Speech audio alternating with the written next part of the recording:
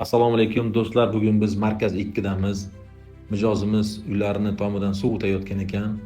Biz bularga yordam berishga qaror qilib, barcha eski ruberotlarni olganimizda pirog ichida suv borligi aniqlandi.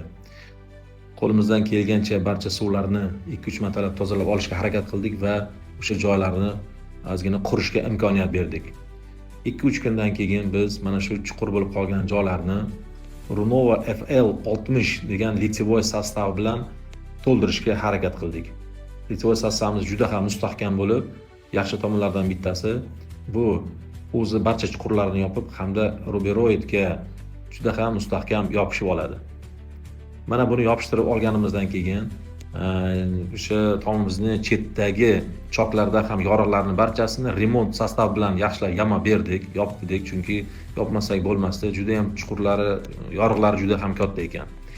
Mana hammasini qilib bo'lganimizdan keyin keyingi etapimiz bu barcha joyga mastika surib, birinchi qavatimizni, ya'ni birinchi sloyimizni yopishtirishni boshladik.